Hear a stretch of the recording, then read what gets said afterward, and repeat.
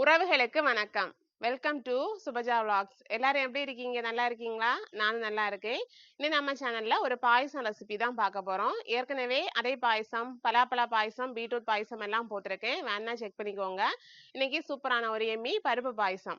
எங்க ஊரு கல்யாண வீடுகள்ல எல்லாம் ஒரு பருப்பு பாயசம் ஒன்று வைப்பாங்க. சூப்பரா எம்மியா இருக்கும். வாழை இலையில பாயசத்தை ஊத்தி அதில் வாழைப்பழம் இல்லைன்னா பப்படம் என்ன வச்சு சாப்பிட்டீங்கன்னா ரொம்ப எம்மியா இருக்கும். அந்த பருப்பு பாயசம் எப்படி பண்றதுன்னு பார்க்கலாம் வாங்க. இப்போ ஸ்டவ் ஆன் பண்ணி குக்கர் வச்சுக்கலாம். குக்கரில் 1 டேபிள் ஸ்பூன் நெய் சேர்த்துருக்கேன். நெய் நல்லா ஹீட் ஆனதும் இதில் வந்து ஜவ்வரிசி சேர்க்கணும். நான் வந்து 100 கிராம் ஜவ்வரிசி சேர்த்துருக்கேன். 1/4 கிலோ பாசி பருப்புக்கெல்லாம் பாயசம் பண்ணுறோன்னா 100 கிராம் கரெக்டாக இருக்கும். இந்த ஜவ்வரிசியை நெய் கூட சேர்த்து வறுக்கும்போது ஜவ்வரிசியெல்லாம் பொரிஞ்சு வரும். பபிளாட்டு நல்லா பொரிஞ்சு வரும் இந்த மாதிரி. இப்போ இதை ஒரு பவுலில் மாற்றி வச்சுக்கலாம். பவுலில் மாற்றிட்டு மறுபடியும் நாம் வந்து பாசி பருப்பை வறுத்தெடுக்கலாம். திரும்ப அதே குக்கரில் கூட ஒரு 1/2 டேபிள் ஸ்பூன் நெய் சேர்த்துட்டு இப்போ பாசி பருப்பை சேர்த்து வறுத்துக்கலாம். நான் வந்து 220 கிராம் பாசி பருப்பை சேர்த்துருக்கேன். 250 கிராம் வரை சேர்க்கலாம், அளவாக இருக்கும். என்கிட்ட கொஞ்சம் கம்மியாக தான் இருந்து அவ்வளோவும் சேர்த்துட்டேன். இதையும் நம்ம வந்து மீடியம் ஃப்ளேமில் வச்சு நல்லா வறுத்தெடுக்கணும். பார்த்திங்கன்னா கொஞ்சம் கோல்டன் கலர் ஆகிறது மாதிரி நல்லா வறுக்கணும். இந்த அளவு நல்லா வறுத்ததுக்கப்புறமா இது கூட நாம் முதல்ல வறுத்தெடுத்து வச்சுருந்தோம் இல்லையா ஜவ்வரிசி, அதை சேர்த்துக்கலாம். ஜவ்வரிசியும் சேர்த்துட்டு நம்ம இதை வந்து வேக வைக்க போகிறோம். இந்த வாசனைக்காக ஒரு 5-6 போல் ஏலக்காய் தட்டி சேர்த்துக்கலாம். சேர்த்துட்டு இவ்வளோ மெஷர்மெண்ட்டுக்கு பார்த்திங்கன்னா 3லேருந்து 3.5 கப் தண்ணி சேர்க்கணும். சேர்த்தோன்னா இந்த பாசிப்பருப்பும் ஜவ்வரிசியும் வேகிறதுக்கு கரெக்டாக இருக்கும். 3 கப்லேருந்து தண்ணி குறைஞ்சிட்டுன்னா அடி பிடிச்சிடும். 3.5-4 கப் வரை வைக்கிறேன் தாராளமாக. நான் வந்து ஒரு 3 கப் போல் ஃபுல் கப்பில் 3 கப் தண்ணி சேர்த்துருக்கேன்.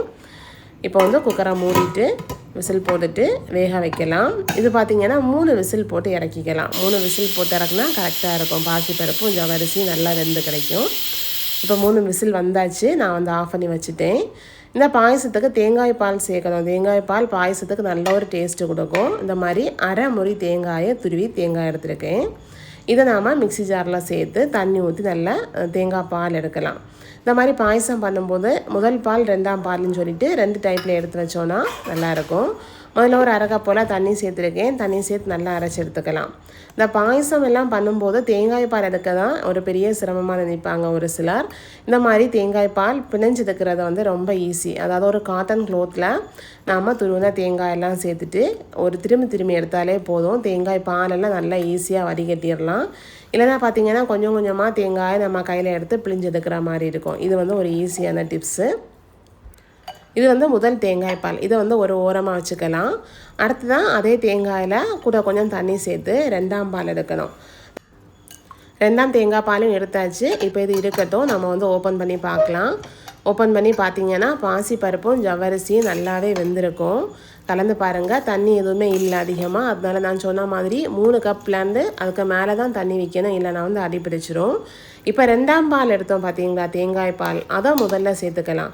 தேங்காய் பால் எப்போவுமே மறுபடியும் ரொம்ப கொதிக்கக்கூடாது. அதனால தான் 2ஆம் பாலை முதல்ல ஊற்றிட்டு அதுக்கப்புறமா தான் இனி வந்து முதல் பாலை ஊற்றுவோம். இது கூட 400 கிராம் சர்க்கரை சேர்த்துருக்கேன். 400 கிராம் சர்க்கரை இந்த பாயசத்துக்கு ஸ்வீட் வந்து நல்லா கரெக்டாக அளவாக இருக்கும். இப்போ எல்லாத்தையும் நல்லா மிக்ஸ் பண்ணி விட்டுக்கலாம். இந்த ஸ்டேஜில் பார்த்திங்கன்னா மீடியம் ஃப்ளேம் இல்லைனா லோ ஃப்ளேமில் வச்சு நல்லா கலந்து விடலாம். சர்க்கரை சேர்க்கும் போது அடி பிடிக்கக்கூடாது. நல்லா கொதி வந்ததுக்கப்புறமா நம்ம வந்து முதல் பால் எடுத்து வச்சுருந்தோம் இல்லையா, அதையும் சேர்த்து நல்லா கலந்து விட்டுட்டு கூட வந்து ஒரு வாட்டி கொதிக்க விட்டுடலாம்.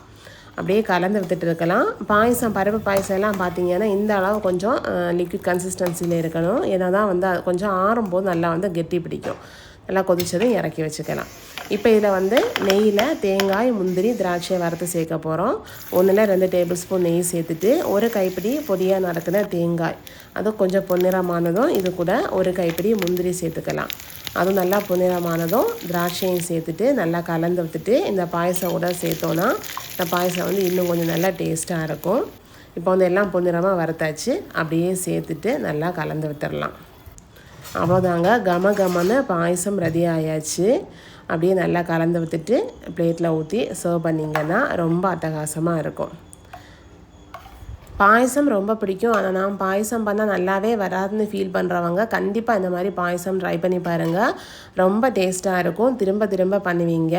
வாழை இலையில் அப்படியே பாயசத்தை ஊற்றி வாழைப்பழம் இல்லைன்னா பப்படம் வச்சு சாப்பிட்றதுக்கு இன்னும் ரொம்ப அருமையாக இருக்கும்.